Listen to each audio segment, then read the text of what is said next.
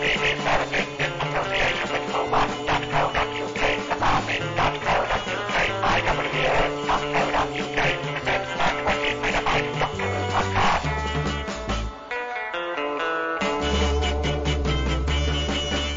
and welcome to the 20 Megabyte Doctor Who podcast, episode 507. I'm Adam, and she died of fright. And here's Ben Shoveler. And she died of fright. Oh, you stole my one. Good. I prepared it and everything. It's sorry, written down. Should have asked. Should have conveyed. Conveyed? No, it's conferred. Conferred. That's the word. I think you'd have found whatever you said. I might have had exactly the same one, possibly. But still. Mary Lang. You should never meet your heroes. And Kirby Bartlett Sloan. Ah, shut your big fat mouths. That's a good back at you, babe. Right then, so this week we're going to be reviewing the Shakespeare Code. Now, before we do that, I'm just a little bit of information for you in regards to future episodes. Master. Pardon? Master. I haven't started the episode yet. Haven't you? No. Oh, I have. I haven't started Shakespeare Code yet. That's what I meant. Carry on. Right. Well, I'd just like to say that the quote we had there of never meet your heroes, I'd just like to say a little story about when I met one of my heroes. I think I've heard this story. It was not Peter Osgood, was it? It's quite short. That's what she said. I was going to say, a lot of people start out by saying long story short, and then you still get the whole story. Carry on. I was at Reading Festival in 1994 or 5 or something. It's all a bit of a blur. And I was working in radio, so I was backstage. I had backstage passes, and I'd gone to the backstage passes lavatories, and in next to me only walks my hero at the time, Jim Bob from Carter USM. And we stood there next to each other having a wee. And that's how I met my first hero. Thank you, Ben. Yes, just a bit of info for the rest for this show. There will be some new Doctor Who coming out very soon. We are going to talk about it briefly on the show, but we're not going to do any long synopsises like we've done in the past, simply because we're too close to redoing them. So we're going to, when the new episodes come out, we'll carry on with the journey, essentially doing the hardcore sort of synopsis of the episodes we're supposed to be doing, and we'll do a talk very briefly about what we thought of the new Doctor Who episode that comes out. Best of both worlds, I say. Oh, that's good. When's the new I one? like that. That's different. Is it? Okay, I don't care if it's different. That's what I'm doing. The new episodes are supposed to be, there's rumoured to be coming out at least in the next 2 months. I think, personally, they're going to start it sort of around the festive season. I think. What is it? A series, is it? 6 episodes, isn't it? And then they're doing a regeneration episode for the BBC Centenary, which I don't know. That's not the actual date of the BBC Centenary. But anyway, that's what we're doing. Okay, so let's go into. Don't expect me to take part in them. BBC Centenary. What? No, we're not. He said we're not going to discuss them. You can just. Those of us who will watch them will say what we thought briefly. Yeah, we'll have a quick discussion of what we thought of the new Doctor Who, and then we'll go into the. Say that we had a new episode of Doctor Who this week, we would have finished talking about, hopefully, the new episode now, and then we'll be embarking on Shakespeare Code or whatever episode we're supposed to be doing from the RTD era, because no doubt we'll still be on the RTD era when the new stuff comes out. So, the Shakespeare Code begins with it was not London 1599, so obviously it's the 24-hour clock. And very pretty. That means late. It's 20 to 5. Yeah, it must be winter because it's dark. And then there's a scene in which this gentleman is serenading a very pretty lady with a candle, very reminiscent of, obviously, deliberately reminiscent of Romeo and Juliet. But he meets a bit of a sorry end because she's not quite what she seems. Master? Yeah. What? This is the only time in this entire story that we find out her name is Lilith. Thank you. She's never referred to by name other than that Thank scene. you for that, Kirby. So her name may not have even been Lilith. Thank you. Anyway, he gets done in because she's not quite as pretty as she seems. And then we're in the TARDIS console, and the Doctor's being a bit of a bit silly the way he's messing around, sort of. I'm going to use the word flying the TARDIS, so as we get some interesting camera angles of Freema Agyeman legs akimbo on the floor, etc., etc., with a low-cut vest top. Hey nonny nonny, which is an appropriate term for the period. And then the Doctor does his arrogant lean through the door, have a look out here business. And of course, and I think the first thing I would have noticed, having landed in a smelly street that was akin to the Blackadder 2 period, would be the smell. And then, of course, a bucket of something comes out the window, which would have been smelly too. But anyway, can I say that's very, very reminiscent of what Aldershot is still like today? Yeah. Now, I've heard that. Only from you, but I have heard that. And yet they show them picking up horse manure nice, neatly, and taking it away, but they don't. They just dump this. Horse manure at the time, Kirby, was a commodity. So it was a commodity. That was quite a valuable commodity. Anyway, what am I talking about? Oh, yeah, so I do love the scene, by the way. The scenery is it really is. Well, when are you going to go to Warwick and visit this place? No, because if you go to Southampton, Kirby, there is a street by the Red Funnel main offices, which is just like this. Well, why didn't they film there? Why'd they go to Warwick? Warwick? Warwick. Yeah, America. I'm American. Don't care. You said that you're Anglophile and you pronounce everything correctly. We have Birmingham as well at some point, please. Well, how do you say it? Warwick. Warwick. Anyway, I have my ancestors came from Warwick. Warwick Castle, to be precise. Oh dear, I shouldn't have mentioned that. I was going to set Ben off. Anyway, they're wandering through these streets. Now, there's a reference to some African people in the street, because obviously not Freema, what's her name again? Martha, worrying about potentially of being confused for a slave. Pretty sure there weren't that slavery of African people hadn't actually started at this stage. Yes, Ben? Well, I was going to say, oh no, I better not. That's all right. Because you nearly made me forget what I was going to say. I did research this. African people were in the United Kingdom from the 12th century onwards, but not as slaves. Okay. Oh, God. No, I've just skipped on something. Oh, yeah. So they're just having a sort of a bit of a silly wander through a beautifully rendered Elizabethan London scene. No, sorry, Stratford. Where is it? London, isn't it? Because it's Globe Theatre. London. Southwark. And I know how to say Southwark. Same concept as Warwick to Southwark. Anyway. No, you've got to be impressed by that. When my parents visited England in 1970, they visited Southwark, but they didn't visit Warwick. So that means that because they visited Southwark. Told me how to say Southwark as Southwark. Yay, Southwark. Didn't Michael Jackson used to do one of those? Oh no, that was a moonwalk, wasn't it?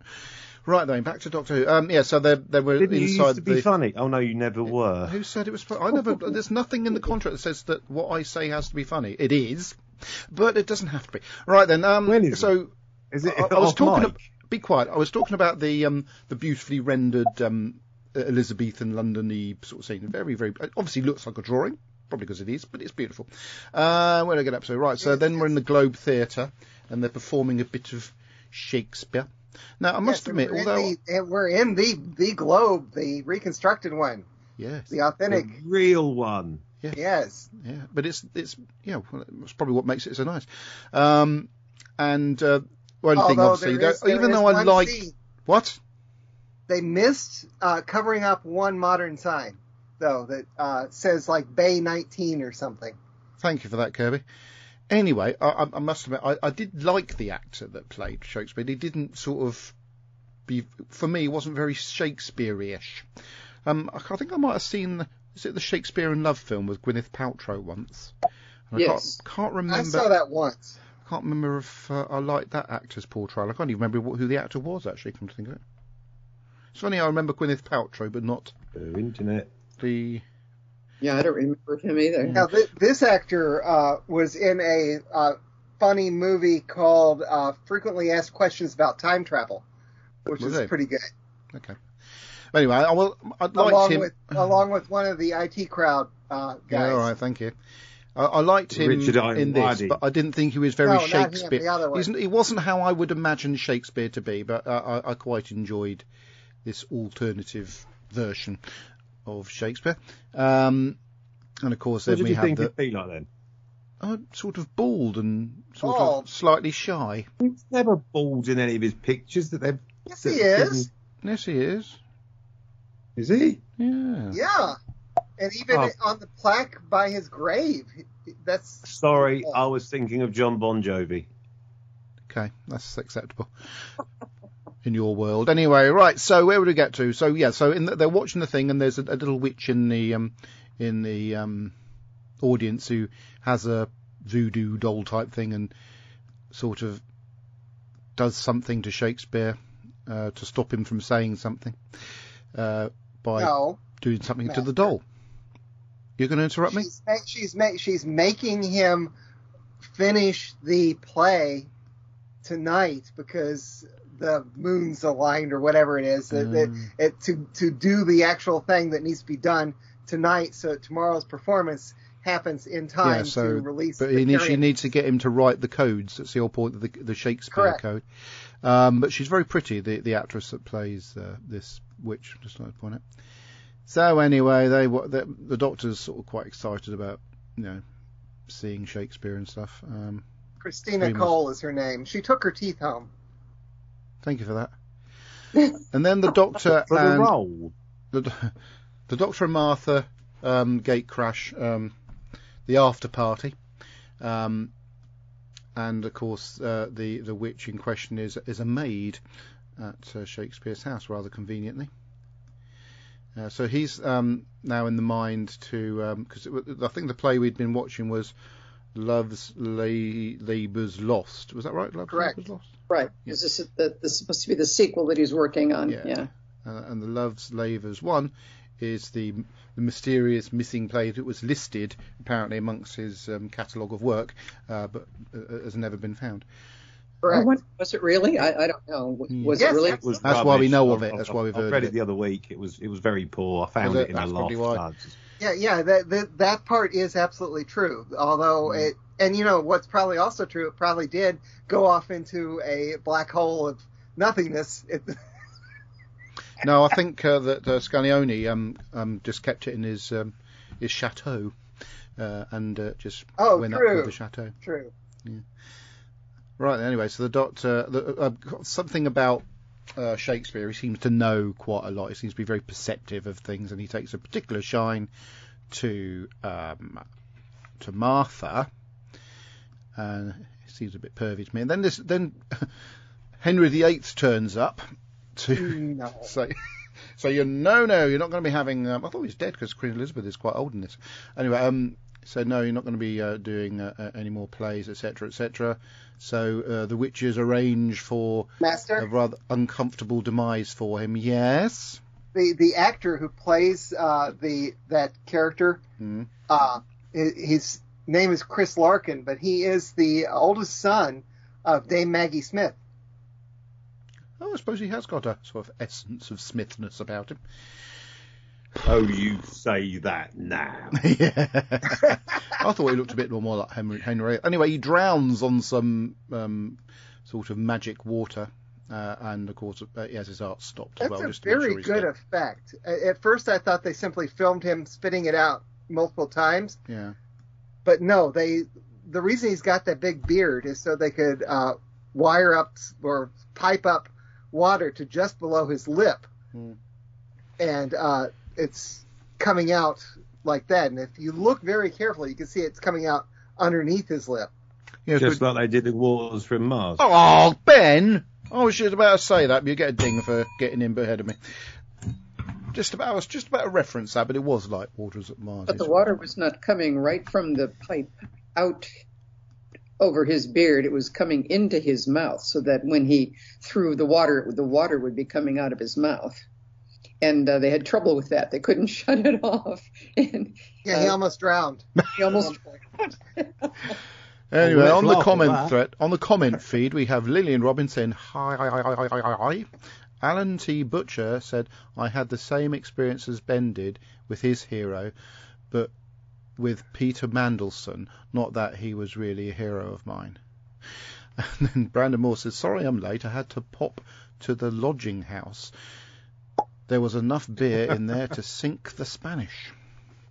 And then Terry Marr says, hi we everyone. all use that as an excuse at one point. One point or other. Sorry, I was late. I had to go to the lodging house. Someone gave him a copy of Reese's book. Who? Who's Brandon? Oh, Brandon. Okay.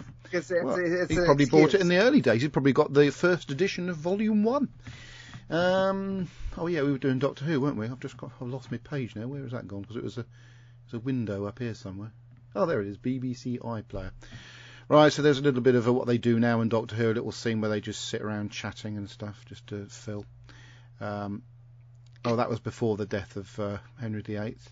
It wasn't actually Henry VIII. I'm just using it because he looked like it. By the way, listeners, don't start writing in saying Henry VIII wasn't in this episode.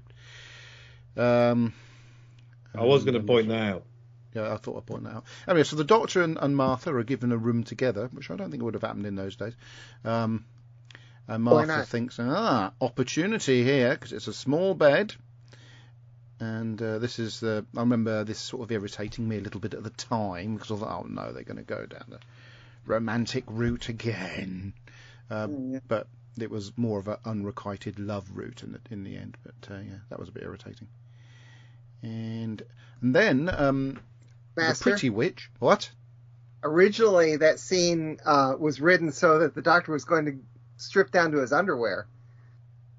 Well, probably just as well he didn't. Anyway, yes, then Shakespeare is bewitched by the Pretty Witch. He'd been wearing TARDIS boxer shorts.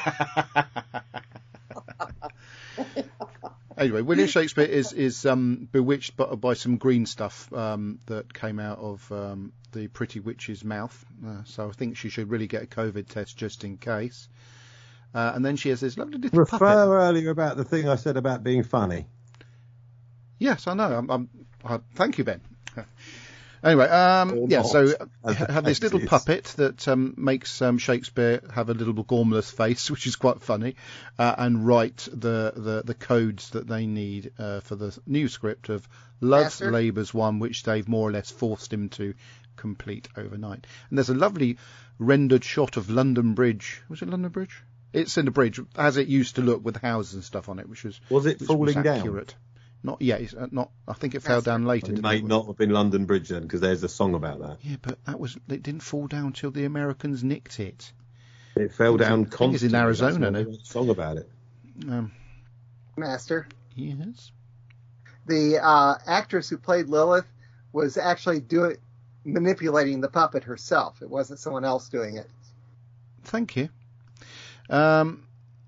So anyway, moving forward, then they go to the Globe Theatre, and the Doctor's trying to work out what's going on, because he's thinking about the sort of measurements of the theatre and the 14 sides and all this malarkey, and something's on the tip of his mind as to why is it malarkey? What?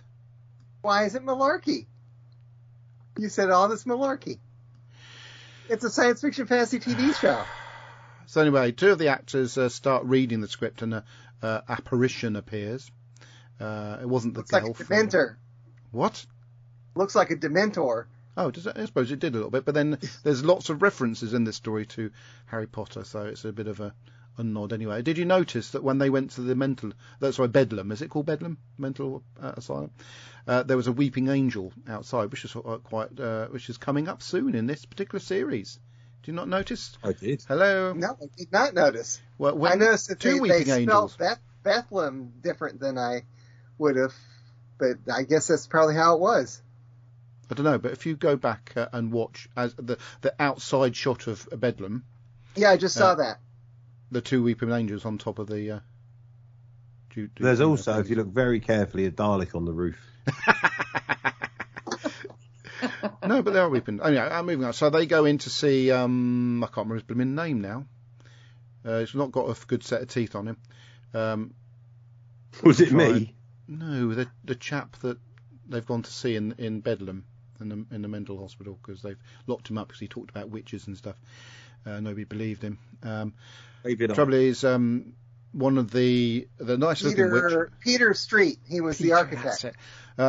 Who looks a little bit like John Bishop, actually. I noticed, actually. This sort of. Do you know who else I think looks like John Bishop? You don't? No, I said, do you know who else I think looks like John Bishop? John Bishop? Yeah, no, well, yes, obviously John Bishop does look quite a lot like John Bishop. Yeah. If we get in our time machine and travel back to the 60s and 70s, yeah, Morris Gibb from the Bee Gees, not Morris Gibb, Barry Gibb from the Bee Gees, looks just like him. There is I will give you that one. There's a slight resemblance.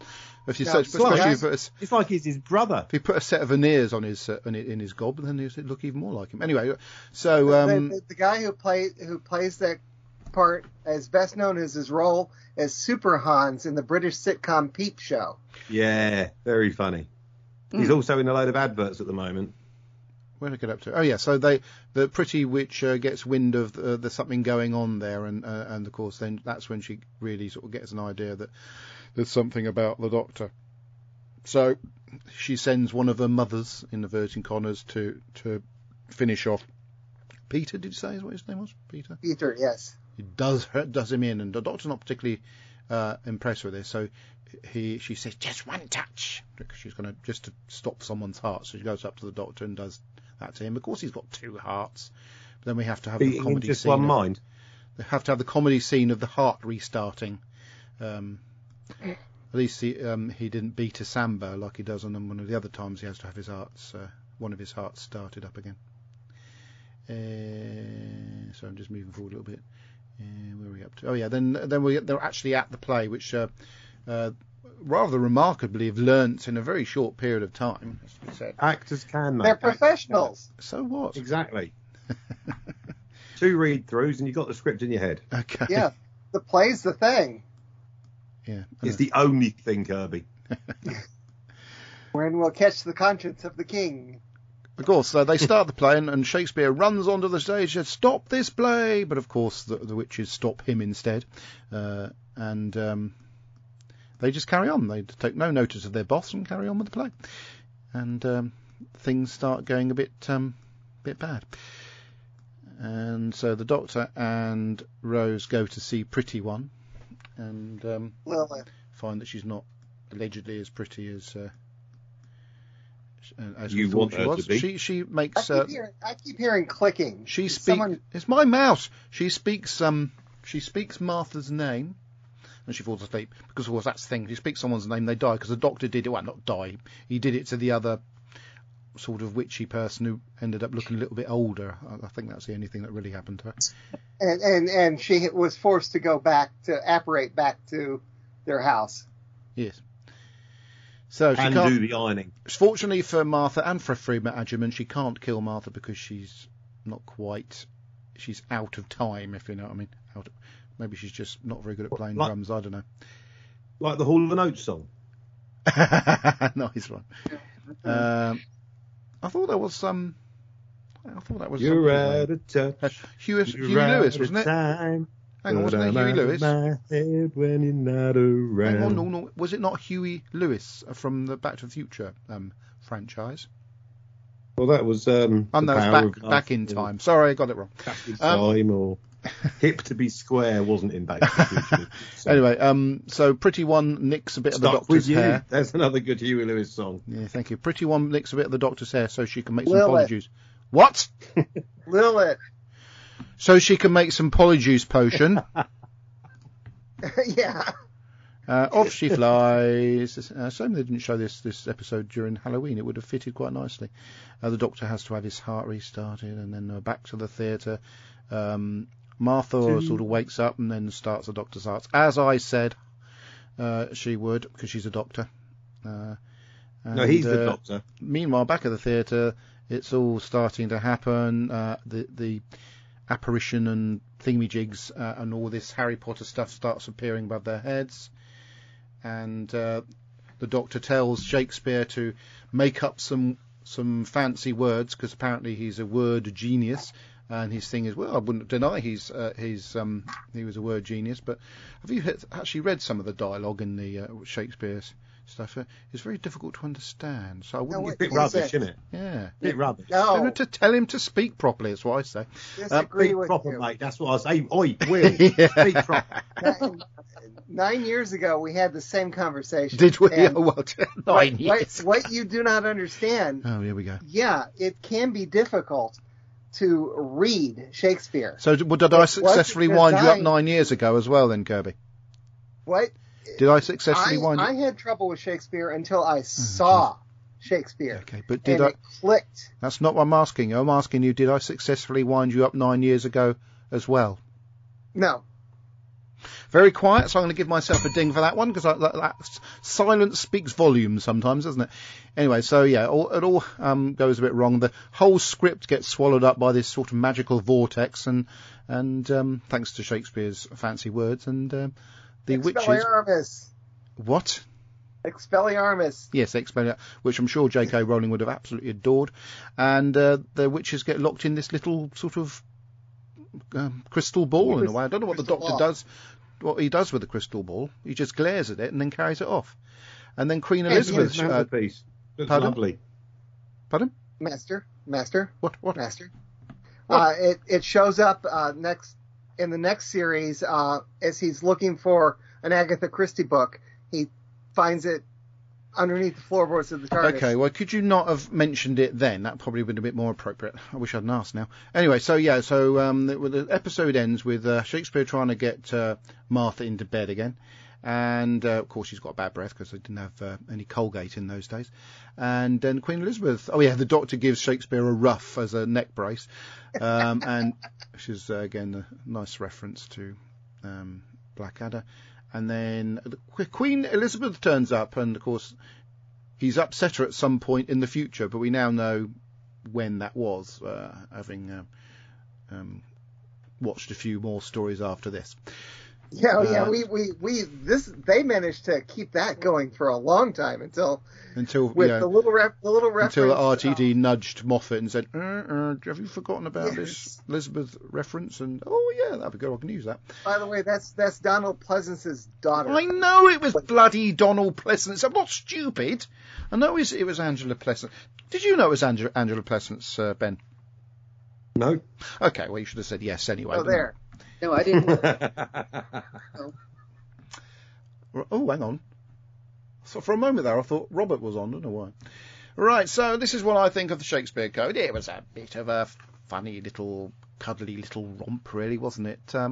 Light-hearted, good sort of historical scenery and clothing and costumes and stuff like that. At the time, obviously, Harry Potter was massive, and I love the fact the Doctor says, wait till book 7 I cried. Of course, if you did read book 7, which of course I did, there was a few sort of teary moments in it, and as there are with the film as well, the films. This came out 3 months before book 7. Yeah, what I was alluding to, Kirby. So I like quite a lot about this story. It was just, it wasn't the best, wasn't the worst. It was just a good fun Doctor Who story, which I wouldn't have gone away from it being disappointed at all. I would be thinking, great, this is good fun, this series so far. I'm looking forward to next week. So that's what I'm going to say. I think it was good. The only thing, I've already pointed out that I didn't feel that the chap who played Shakespeare felt very Shakespeare-y, but it's just a bit of fun, isn't it? At the end of the day, it's just a bit of drama. He wanted science fiction fantasy TV program. It's just a bit of fun. It's good. It was good. I was going to say, I'm going to counter that. It was good. I'm expecting Ben to say, right, but he only normally does that for Moffat stories. Ben, what did you think about it? I thought Simon Callow was brilliant. Oh. Is that it? I'm shocked at you. Why? Sometimes. What have I done now? Oh. Well, what? Did you not think he was good at playing Shakespeare? I thought he brought a lot of character. Did you say Simon Callow? Sorry? You said Simon Callow. I wasn't Simon Callow, was it? No. It was some northern bloke. I thought he acted very well, and I just didn't feel like the character he was playing. No, as it was I the would bloke imagine from Shakespeare Shameless. I was thinking of, isn't it? I haven't got a major problem with it. I enjoyed the story and I enjoyed him, but I didn't feel he was very Shakespeare. That's all right. It doesn't matter. I've gotten over it. I've enjoyed the story. I'm fine. What did you think of it, Ben? I'm just checking as to my... I'm getting hot now. I'm going to take my jumper off. No, I mean it was an all right episode. I knew it. I've got no beef with it really. It was a bit of filler really, wasn't it? It was a bit of filler. I was going to say that, but I thought I'd leave it to someone else to say that this week. Oh, thank you very much. You're welcome. I'm really pleased that you did. Thank you. Yeah, it was a bit of filler. It was all right. No, it was all right. There you go. There's a classic for you. Thank you. Not much more to say about it, apart from I'm still searching for who was... Oh, that's really weird. What? Well, I just typed in Doctor Who, and the first episode that came up was the Shakespeare Code. I was typing it into Google, and it was just like, wow, it must have heard. Oh, that's really weird. Does that mean Google's actually listening to us? Google is spying No, it's on because probably last week you looked up the previous Don't be daft. Don't be daft. I don't look up anything. I don't even watch the episodes. I just turn up Does it on all off Sunday memory? night hoping I can remember what it was about to get out of the house for an hour. No, right, that was him. He was named Dean Lennox Kelly. Thank you. He was Bill Shakespeare. He was in Shameless as the boyfriend of someone, and but I thought he was very good. I thought David Tennant was wonderful. I thought Bremer Agnew was right. What? I thought Jalal Hartley was good. David Westhead. All right, stop reading off the cast. Bernard, I think 4.5. I wasn't completely convinced. Chris Larkin, I'd go a strong 7. Stephen Marcus, 6.5. I already mentioned Chris Larkin. I know you did, but I hadn't given you my rating out of 10, which is my new feature. I'm going to give the cast all marks out of every single cast member every week. No, I'd rather you didn't. So anyway, starting next week. Okay, They should have had Chris Larkin come out and start singing "I am Henry VIII, I am." No, what do you think of it, Kirby? I keep going back and forth about it. It's beautiful. It looks fantastic. And I like a lot of the Shakespeare jokes. I don't like Magic and Doctor Who because He wasn't in it. There's the scientific explanation for the magic was not scientific enough. I mean, it wasn't gobbledygook enough. I mean, it's science. So that's one of that's really one of my only beefs about it. Also, I dislike the bedroom scene tremendously. But I know that's just part of the series arc of, oh, I miss Rose. And it's deliberate. Yeah, so Rose can come back at the end, yeah. Yeah, Rose needs to come back. I talked about that last week, that it's on purpose, you know. Yeah, it's on purpose, but I still don't like it. And particularly seeing it originally, didn't know how the series was going to go. It sort of detracts from Freema and Martha as a character, doesn't it? Really? Yeah, I like Martha very much. But this going on about banging on still about Rose. Until Donna came along, I liked Martha better than Rose.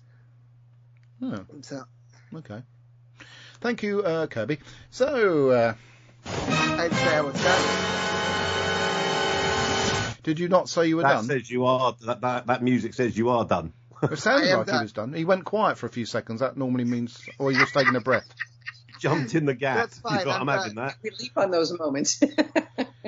So I can play it again.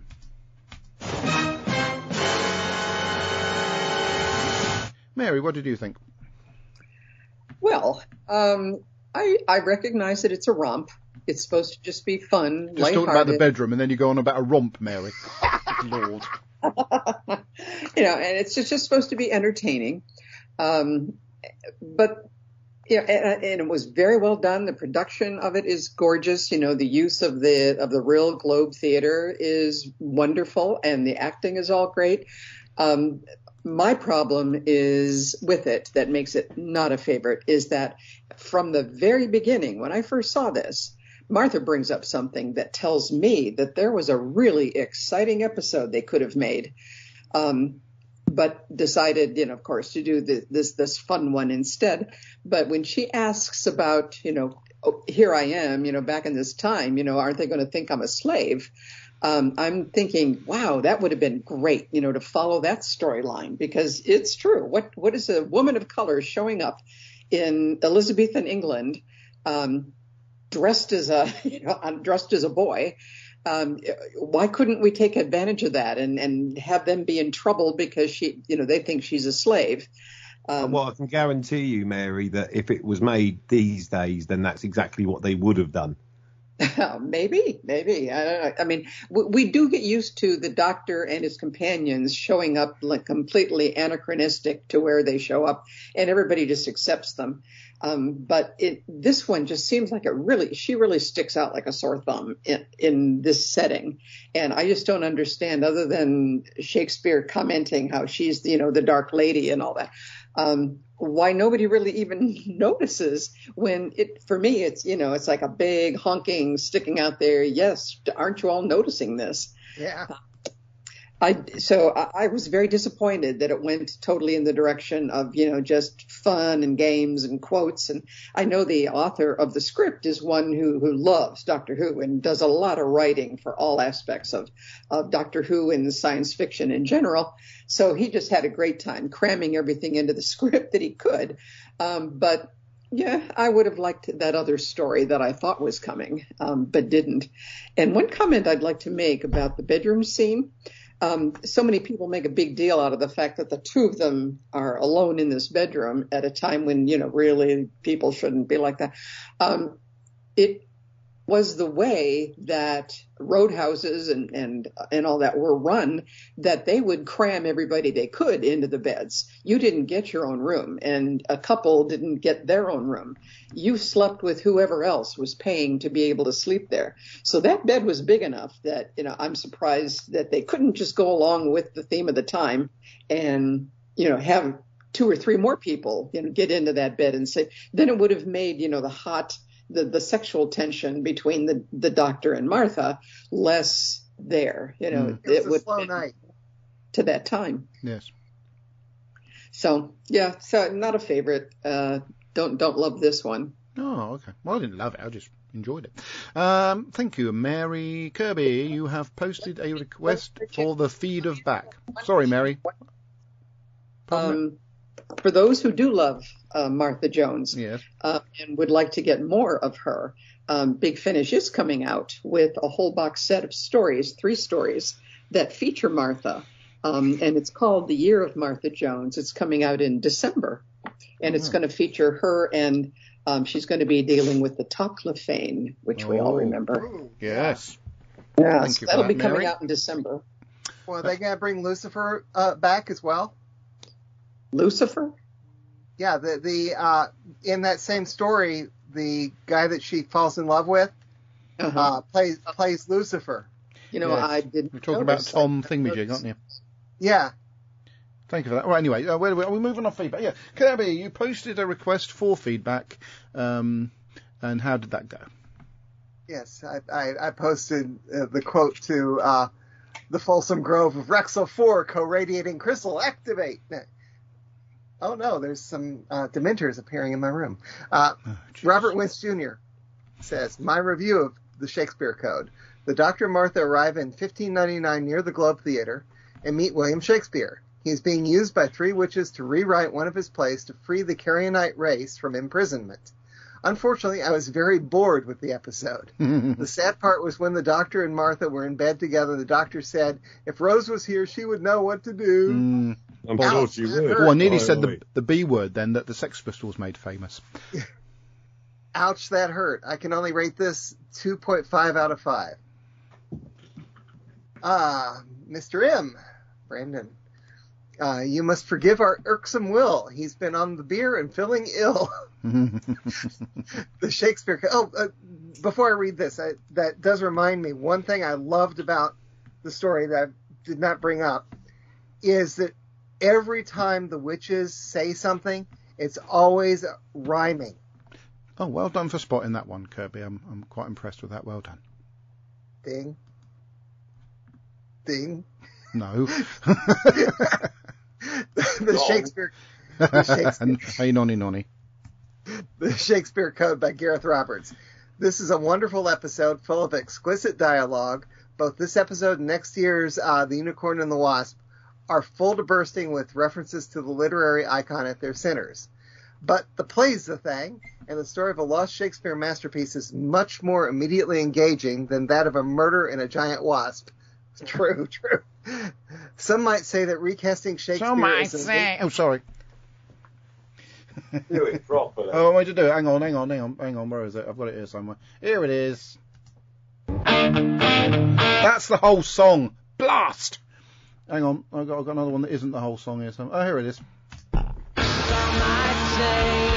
There you go.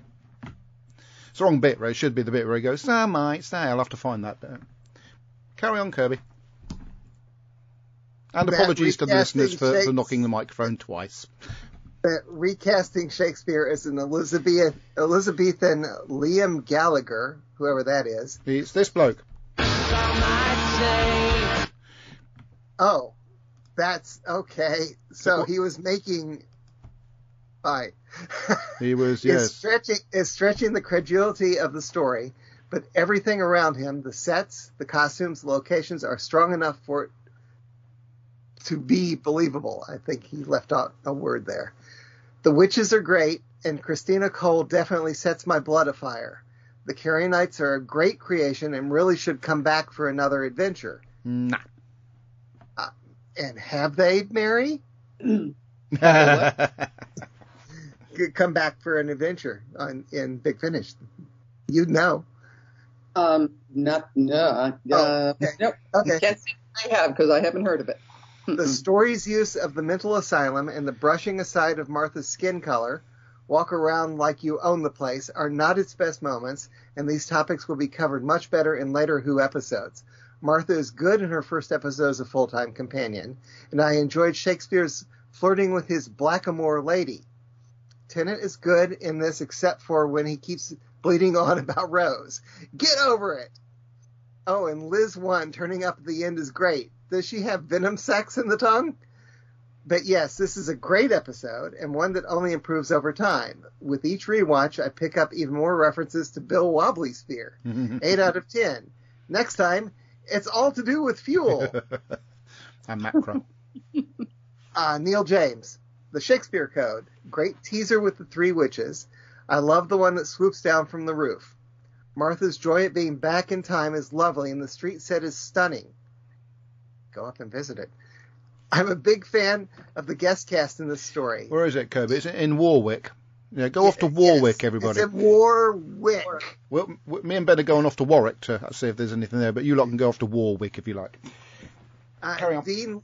Dean Lennox Kelly's performance as Willie is a perfect mix of charisma, humor, and darkness, and the stunning Christina Cole, I've loved ever since seeing her short scene with Daniel Craig in Casino Royale, does a delightful job as the villainous Lilith.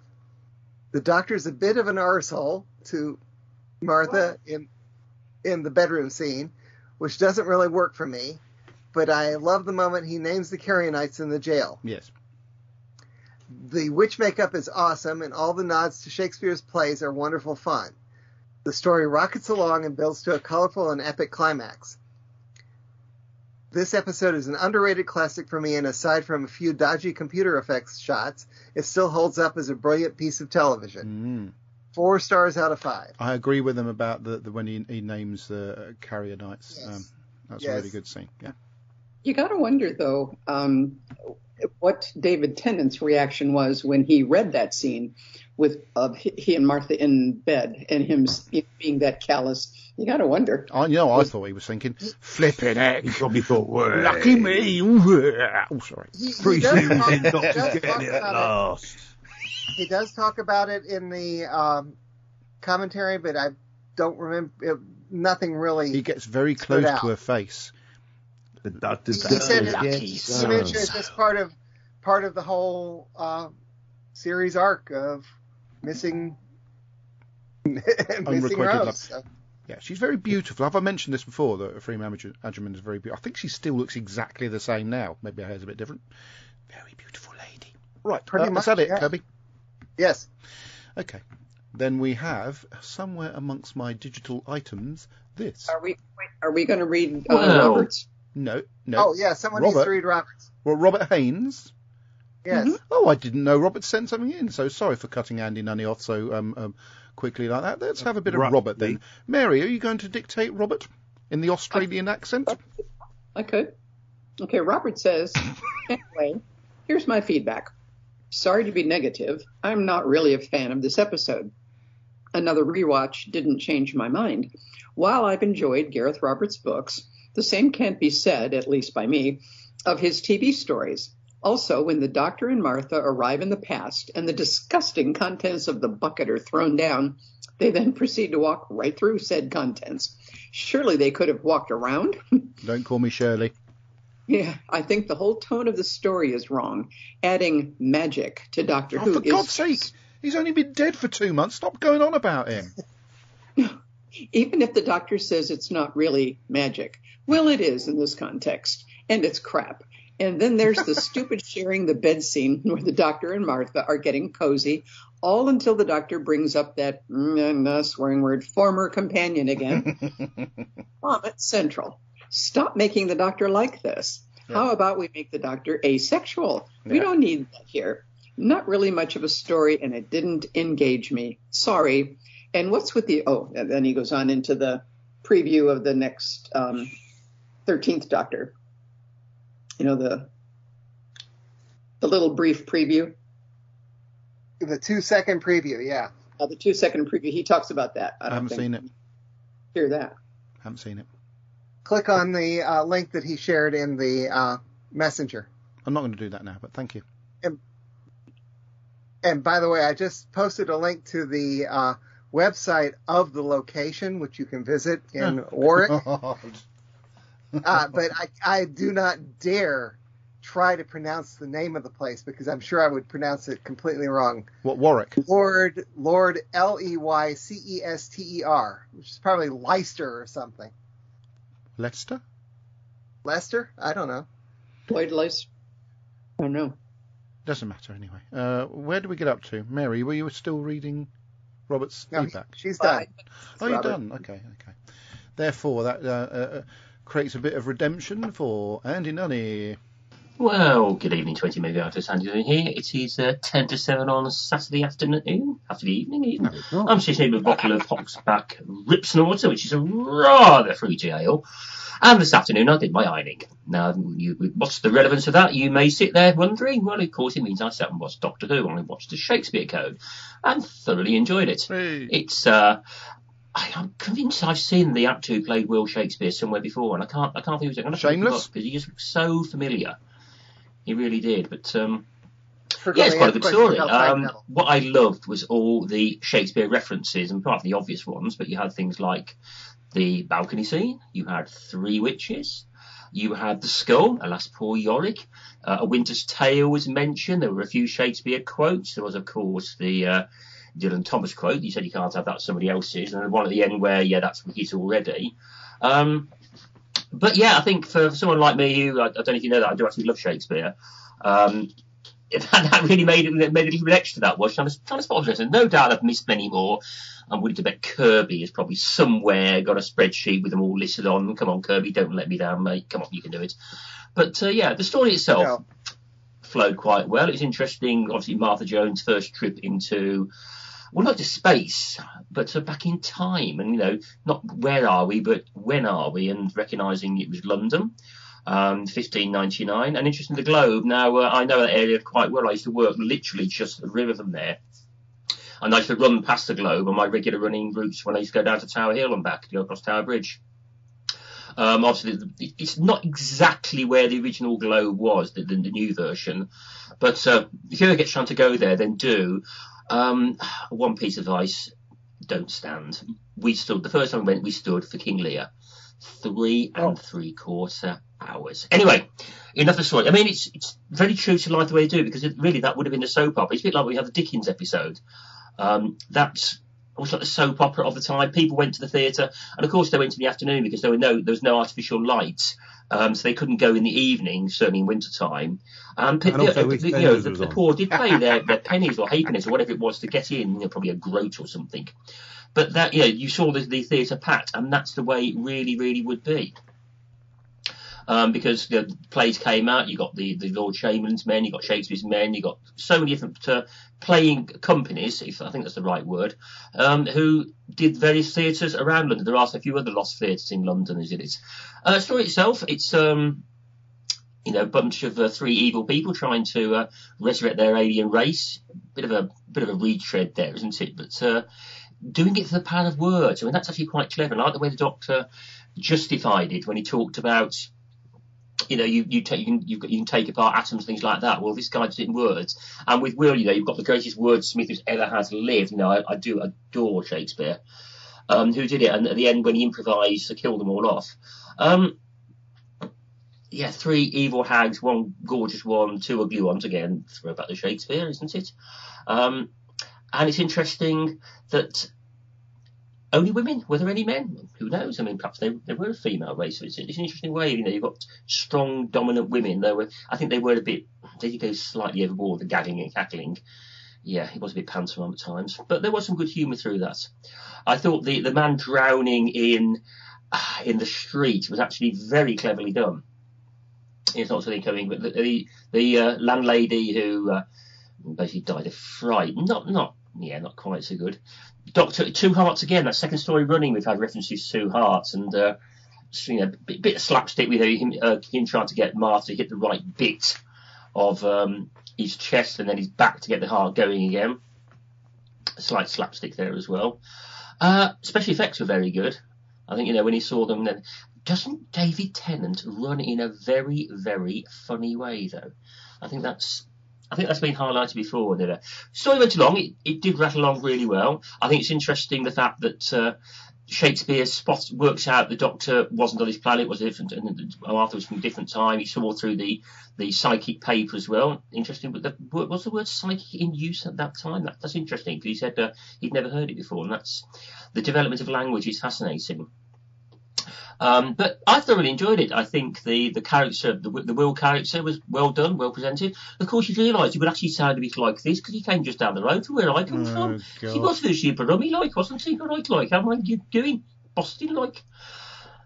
There you go. But the Americans are thinking, what the hell is he talking about?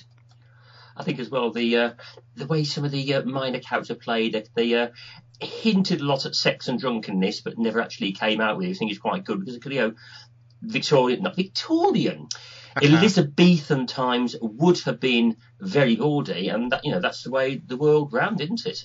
And then have the Queen at the end, and it's Queen Elizabeth, and I was thinking, I was before. Oh no, of course that was Victoria, wasn't it? Interesting, of course, he introduced himself as Sir Doctor, which of course he is. Was he Sir Doctor of TARDIS?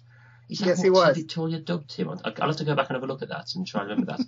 But anyway, overall, good story. I think it gets the relationship between Martha and the Doctor off to again, he's rocking along, though it's quite clear that Martha's got intentions that are not for a family show. But anyway, so here we go, and whether we shall meet again, I know not. Therefore, an everlasting farewell take, forever and forever farewell. If we do meet again, why, we shall smile. If not, why then, this parting was well made. And where did that come from? Goodbye, Andy, and thank you very much. I suspect it was Shakespeare. Yeah, it was Shakespeare, nice. Wasn't it? Yes, thank you. Nice. Brief. Okay.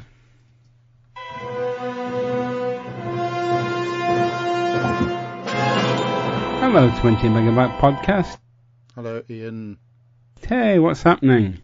Shakespeare's witches were real. Unbelievable. The Shakespeare Code by Gareth Roberts. A pre-credit sequence without the TARDIS crew. The second time a famous writer is involved with aliens trying to invade Earth. The BBC always does this kind of thing well. Yes, true. The Master of the Rebels says he will stop the play if it is the last thing he does. He dies. The Shakespeare Code is a closely studied examination of superstitious beliefs. Alexa, stop. Bye for now. I'm glad he said that, because it would have set mine off. Yeah. And mine didn't even notice him say it, which is odd. So, Mary, you have some blurb from... I do, from the Mileses. The Mileses. And it shows the Doctor has a new companion. The Doctor takes Martha on a trip to 1599's London, to what looks remarkably like the New Globe Theatre on the south bank of the Thames. Maybe Martha can get sections. Southwark. What's the matter? Stop interrupting her. Okay. Martha can get. She's nearly a doctor. She can do it herself. This is the second time William Shakespeare has appeared in Doctor Who. He was in The Chase in 1965. Written, do you remember that? What did they call it? Like the Wayback Machine or something? Yes. That machine they looked at and watched him. Written by Gareth Roberts, he is a well-known Doctor Who and Shakespeare fan. Shakespeare appeared in his comic strip story, A Groat's Worth of Wit. Dean Lennox Kelly, who played the title role, appeared 2 years before in a TV miniseries called Shakespeare Retold as Puck, not in the main role. The Doctor and Martha talk about witchcraft, then the fun starts. The witches are a species from the dawn of the universe, the dark times.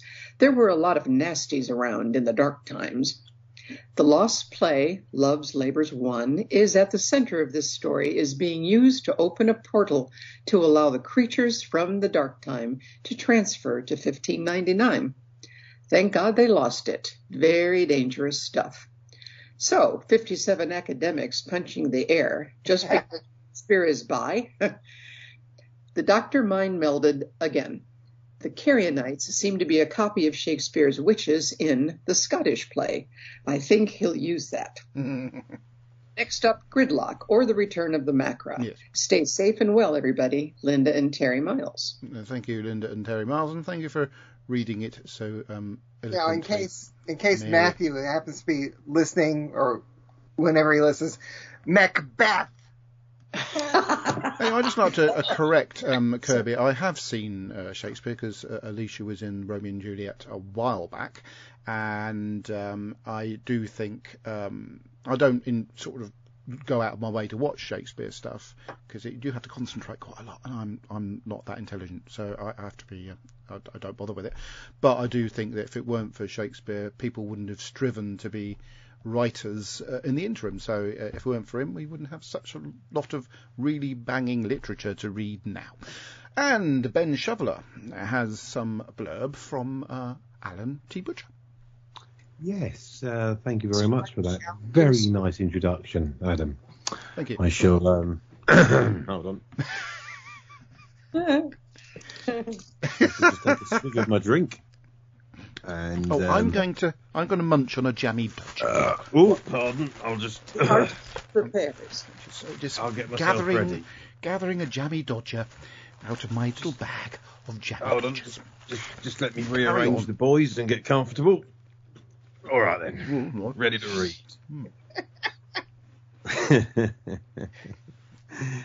Rolling from bad to verse. Sorry, I'll start again because I. We'll lose that in the edit. Rolling from bard to verse, or which way to global domination? Dear 20 megabyters, the Shakespeare Code is, of course, a closely studied assertion of the extensive powers of literary endeavours, employing the natural context of late 16th century London gives the opportunity to portray the exponential perceptive nature of a renowned author. The story depends on the powerful nature of words, and there is a counterpoint to the underlying metaphor in that some of the creations of folklore and evoked by this particular author are within this narrative reel. By making the conclusion resolve using reference to a prominent contemporary author, The story insists that this power is undiminished through the ages. It should be noted that whilst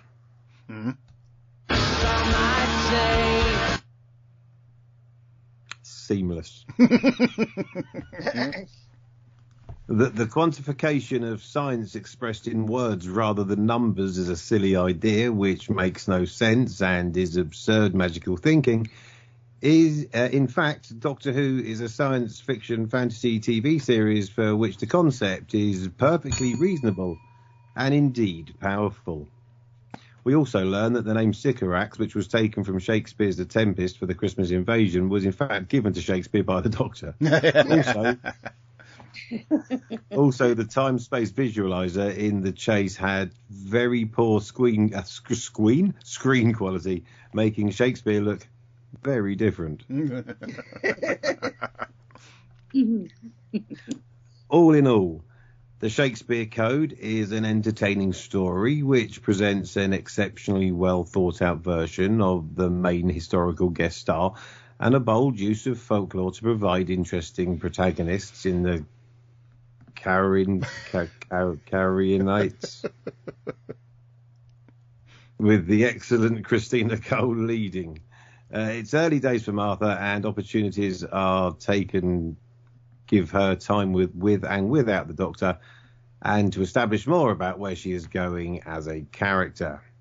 For the third year in a row, it is clear the structure of the series is falling into exactly the same pattern of narratives, which, depending on your outlook, is either stale and repetitive or an effective way to brilliantly meet audience expectations with a tried and tested successful pattern.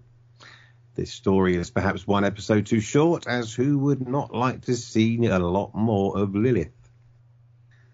Next up, Doctor Who and the Crustaceans of Traffic Jams, or There is No Such Thing as Gridlock. Really? Unless, of course, you're queuing for petrol, in which case... Do you know what? Oh, Adam, seriously. It's been such a nightmare. Anyway, those are my thoughts. The wonderful, no longer at the Labour conference, Alan T. Butcher. That's why this one is a lot longer than last week's. Don't think I haven't noticed, Alan. Yes, thank you very much, Alan. We have stuff coming through on the feed. But I can't remember the last one I read. Robert Lynch Jr. says, "Hi all," and then says the Doctor was kind of rude, and then Will was played by a bad boy, and then Neil James says, "Hello, you lovely lot. I'd like to share a bed with Martha. Goodbye." Well, that's wouldn't seriously. We're not that kind of show. And Robert Bench Jr. says that Martha would have been kind of cool aked. I think he's trying to say something a bit more rude there, but we'll move on. And then he says, the whole words thing in Journey to the Centre of the TARDIS. The whole... Never mind. Yes, but thanks everybody for contributions there. I would just like to point out, we're talking about the Doctor being asexual. I agree to a certain extent with the Doctor being asexual, but he must have done something because he had a granddaughter. But that's why they created Captain Jack Harkness, to have an asexual character in the Doctor Who universe. I beg your pardon? Asexual what?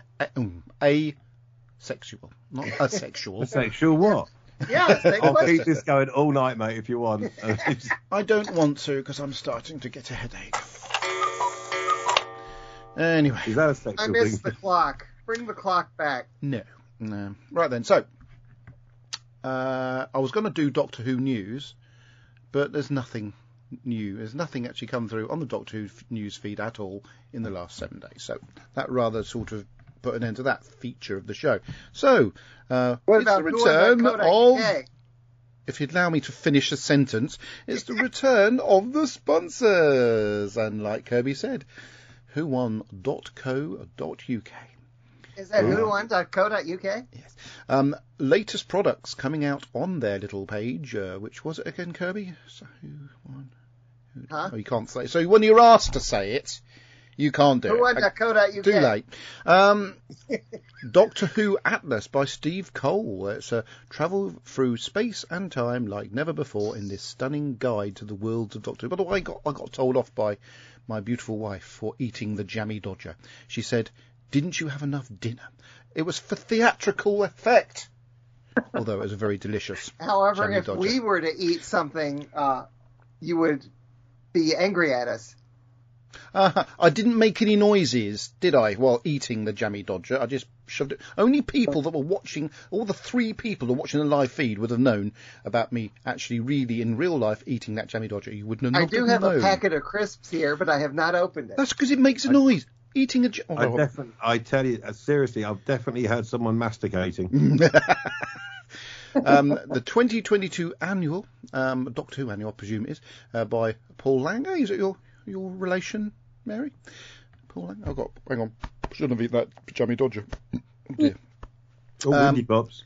Bessie Come Home, which is an audio story. So Stephanie Cole reads a brand new story featuring the Doctor's trusty car, Bessie. Bessie. And then there's some... Come on, Bessie. And then, stop rounding up sheep. There's some rather splendid little 2.5-inch figures of the Daleks from the Daleks and Daleks from Dalek Invasion of Earth, and that's the TV series, not the movie. And then there's a lovely, beautifully rendered Second Doctor action figure with non-electronic TARDIS from the War Games. So it's a very battered-looking TARDIS, but it's quite charming. Now, if I had enough money to just squander, I would certainly be squandering it on that little set there. Coming soon, who1.co.uk, Clone Masters from his Dark Materials, which is obviously they've adopted, Big Finish have adopted his what's it called again? His Dark Materials. Then we've got that's what it's called. Early Adventures 7.1 After the Daleks, featuring Susan and is that Ian? Oh, no, it's her husband, isn't it? Tyler, is it? I can't remember who she married now. Who is she married? Jeff. David? Was it David? Carl. Anyway, and then Bruce? early Bruce. Ernie. Was it? I'm pretty sure it was Ernie. Early Adventures 7.2 Secrets of Det Sen. Now, I'm going to do these until I get bored. Empires of the Shadows by James Goss, a Torchwood story. On board. And then the CD version of Galaxy 4. Gods of Phantoms by Mark Platt, featuring the 4th Doctor as played by Sir Tom Baker. You said Jones then. He's not really a Sir, but we're going to call Tom Jones. Lady Christina too, a bit boring, but the mind, and Madam I'm, which is a Torchwood story, and 9th Doctor Adventures, Respond to All Calls. Have you heard any of the 9th Doctor Adventures yet, Mary, or are they not out yet? The 9th? Oh, yeah. There's one box set already out and another one to come out real soon. So have you heard? I was just Googling not Googling, I was going to Big Finish to probably buy it. Yeah, but have you heard any of them, Mary? Yeah, I've heard the main box set, yeah. And is the it... box called Responds to All Calls. So does he fall straight back into the 9th Doctor character very well? Yeah, he does. He's delightful. Excellent. I've heard some really good reviews of it, actually. Well, read some really good reviews of it. Yeah.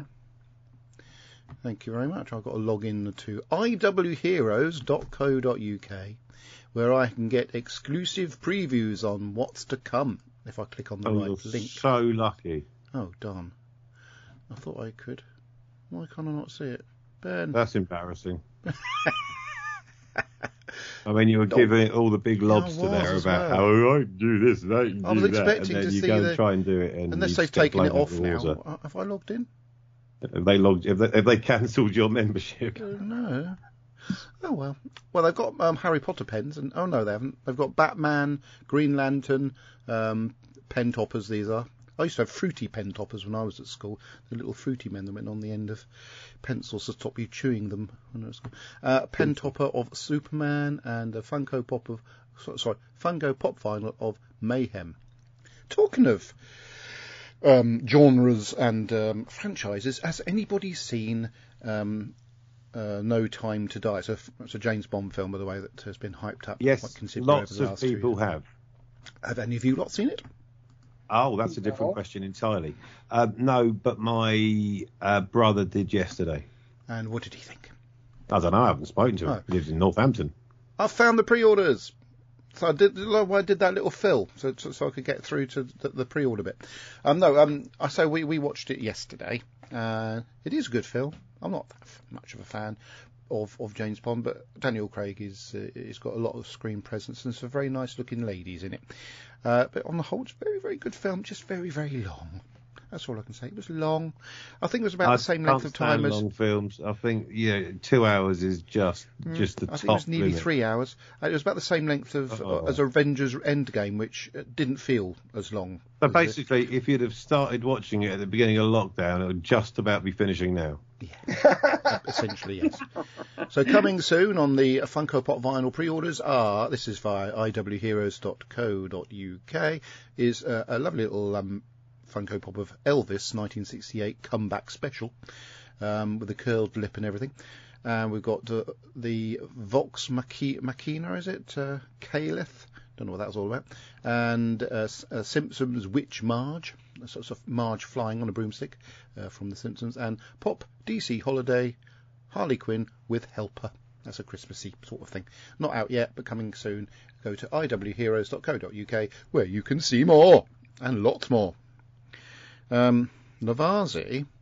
Now, I probably haven't mentioned this before, so I thought I'd better mention it now. But if anybody, it's coming to winter. Christmas is coming as well. So the best thing you can get for your Doctor Who fan friend, whether they like the classic era or not, is a Fourth Doctor scarf, isn't it, Kirby? Yes, it is. And you can get various different versions of the Fourth Doctor scarf. And I need to get mine in the wash, actually, because I've got 2 of them hanging on my hat stand behind me. So, yes, they've got short ones for people who don't want to trip over their scarves, or indeed what nearly happened to me once when I was in the car. The scarf was hanging out the car door, and somebody ran to the car and knocked on my window saying, "Your scarf is hanging out, you're going to break your neck." So I pulled the scarf back into the car. There are safety acts. Just make sure if you're driving with your scarf on that it is actually in the car and not tangled up with the steering wheel, the pedals, because they are fun, but everything has their health and safety aspects. What the hell are you doing? Some sort of health and safety for people wearing scarves? Well, you must admit, I'm sure Tom Baker must have tripped over it a few times during filming. So the different version, a $69.99 deluxe version of the Fourth Doctor's 18-foot scarf. But there's also, by way of contrast, a $29.99 shorter version and the $49.99 just says season 12. It doesn't say how long it is, but it is longer than the short version. And of course the season 18 burgundy scarf, the iconic one, is also available, along with some 7th Doctor cosplay items like the paisley handkerchief and the neckerchief and a Pandorica open scarf, and of course the Christmas items, the Christmas scarf and the Christmas hat and the bobble hats and jumpers. The question mark jumper from the 7th Doctor and the cricket jumper from the 5th. Lots and lots of really cool items from Lavazi, and of course they've got a really good blog and a fan fiction facility on there as well, so it's a great website to be a member of. Yes. There you go. I've done it well this week, everybody, after missing last Master. Week. Speaking of scarves hanging out of cars, have you ever heard of Isadora Duncan? I've heard of her, yes. Yeah, well, on September 14th, 1927, she was strangled by her long scarf, which got tangled in the rear hubcaps of her open car. And when I first got my first Doctor Who scarf, and my parents saw it, that's the first thing they said was, "Don't die like Isadora Duncan." Really? Well, thank you, and thank you to the lady that saved my life by telling me that my scarf was dangling out the side of my car door. So thank you. Yeah, thank you, lady. Thank you. If it weren't for you and Kirby, we wouldn't have a show to do now. Robert, there's nothing coming through on the live feed. I think everybody's gone, have they? Oh no, there's still a few people there. Right then, so next week we're going to be can it cramp in my foot? Next week we're going to be talking about next week we're going to get cramp in our foot. Yeah, how's your foot anyway? Are you some sort of soothsayer? Exactly the blimmin' same. It's a blimmin' ulcer. Without appropriate compression, it's not going to heal, is it? And the Doppler machine hasn't been working for weeks, and they haven't repaired it or anything. They haven't sent me to another surgery. They might have one. This is the NHS, Kirby. Anyway, where did I get up to? I got a letter from the NHS because I needed to see the podiatrist about my feet, because that's what podiatrists do, feet. And I phoned my doctor, and he said, "Okay, I'll refer you." And I got a letter from the podiatrist saying, "Sorry, we're just too busy to see you." Yeah. Thanks for that. Yeah, makes you feel special, doesn't it? Hey. No, we did touch on the fact that we're doing Gridlock next week, which is topical at the moment because some donut at the various media places decided to say that there's a national shortage of fuel. He said there's not a national shortage. No, they said originally that on the front page of papers like The Times, The Sun, and all these other things, decided to post a picture of a petrol pump and the words fuel shortage. Egypt. So there isn't a fuel shortage because there is now. They made it up. But there is now because idiots are queuing up outside petrol stations to get fuel they don't actually need. Absolute moronic baboons. On Friday night, I left my house at 7:30 and I drove to 7 petrol stations. None of them, actually one of them had petrol, but the queue was, well, I'll tell you, it was up past McDonald's. That's how far it was. So I couldn't be bothered to go up for that. So basically, and then on Saturday morning, I drove to Morrison's, they had petrol at Morrison's, and I thought, I'm not queuing up in that. It's way too long. And then I thought, no, I better queue up in that, actually. So I started queuing up in it, and for 10 minutes, we didn't move, not a millimetre. No. It's like, how do people not fill up quick? Anyway. Because they're filling up little cans and left as well. Queue, and then I went into Morrison's, and I came out, and I thought, I'm still not queuing up. So, and then it was my dad's birthday today, so we went out for a meal yesterday. And on the way back from the meal, I drove past said Morrison's petrol station again, and there was about 8 or 9 people in the queue, and I thought, oh, that would do.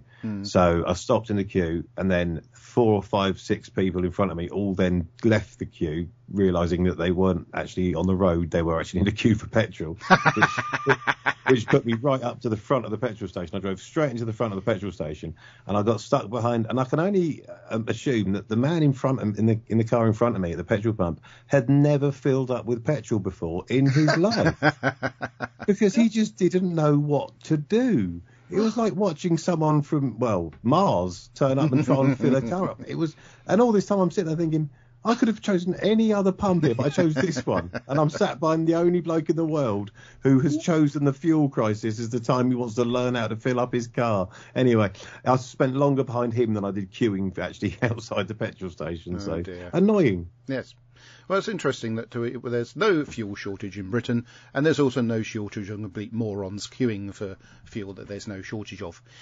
Absolute mindless fools, and I do apologise to baboons for calling them moronic baboons, because that's a real insult to baboons, but these people are absolute twits.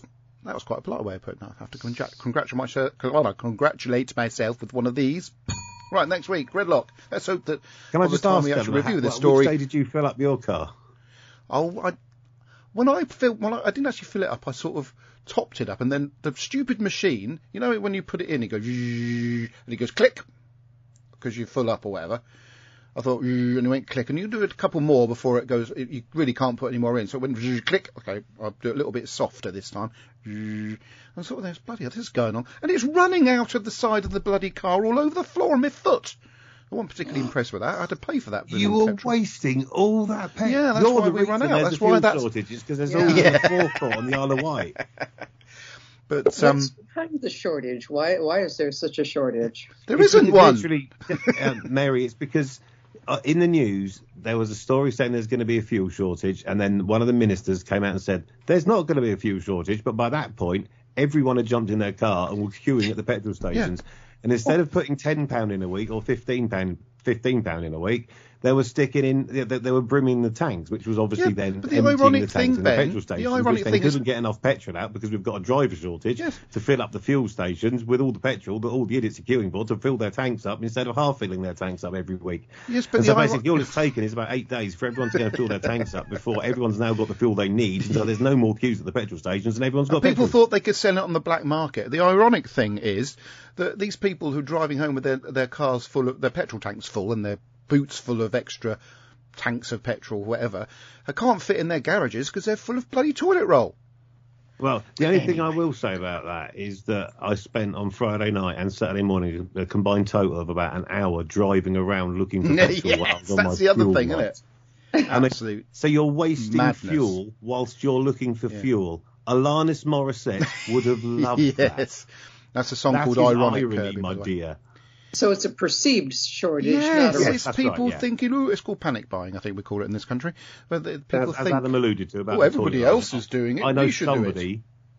I still know someone who panic bought toilet rolls to the extent at the beginning of last lockdown, first lockdown in last March, who has still got those toilet rolls. They're living off them 18 months later. Yeah, that doesn't surprise me in the slightest.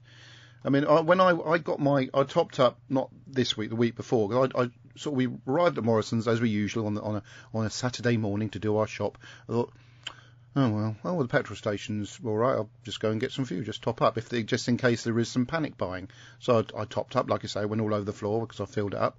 And ever since then, we came back this week and the queue was around the block at 8:15 in the morning for petrol. Was it past McDonald's? What? No, there's no McDonald's. McDonald's the other end. See, mine was past McDonald's, you see, and that's where you got to judge it. If it wasn't past McDonald's, no good. No, every McDonald's is the exact same distance from petrol stations. That's right, Kirby. That's right. You know it. Right, I can assure you it wasn't the queue for McDonald's. It might have been the queue for KFC, which is quite nearby, but no, it was a queue around the block for... The trouble is there's two lanes. One goes to the M&S and the petrol station. The other one goes to Morrison's. So you go along that, and then you get to a certain point when you realise, hang on, that lane to the supermarket is actually empty. And people will come out. You think, and it doesn't, and It's absolute stupidity. And the interesting thing is, the petrol station we got nearest to us in Northwood, there's no queues whatsoever. I know it's about 15p a litre more expensive. Got no petrol, but that's why. No, they've got petrol. They just don't have queues. So, but people like to go to the supermarkets because the petrol's cheaper there, isn't it? Basically, so a lot cheaper, to be fair. Anyway, so next week, gridlock. Hopefully there won't be one. One more petrol story before you get on to gridlock. God, here we go. My mate lives next door to a petrol station, and on the day that the fuel crisis really kicked in, their fuel went up from 138 to 149 in about 3 minutes, and he still sold out within a couple of hours. But then he wasn't getting any more petrol for a week. So. Let me explain to Americans how this all came about. It was nothing to do with the fuel crisis. What it actually is, it's a shortage of lorry drivers, and for some reason that got confused into fuel crisis. And now everything's stopping. Yeah. I don't understand this. Is everyone going to blame it on Brexit? My mum did yesterday. I had to slap her about. Yeah, they did. I did hear that one as well. It's all Brexit's fault. No, it's just a country full of morons. Anyway, so next week, Gridlock. Hope everybody enjoyed this show, and we'll come back for next week. Please keep your feedback coming to 20mb.feedback@gmail.com, or watch it live on a Sunday evening from 7 p.m. UK time, where you can provide live feedback as we record. It's fantastic, isn't it? And so until then, thank you for listening, watching, and taking part in the show. Goodbye. Goodbye, Fancy Pants. Bye. I'm off to get some petrol.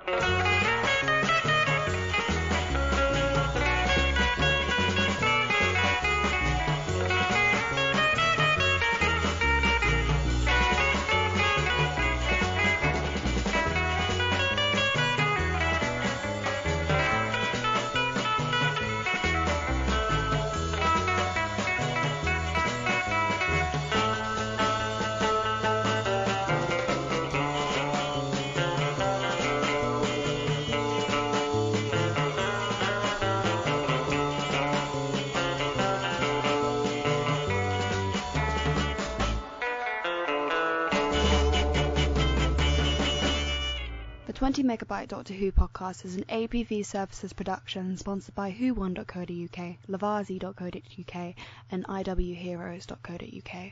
We are a proud member of the Doctor Who Podcast Alliance. Doctor Who is a trademark of the BBC. No copyright infringement intended.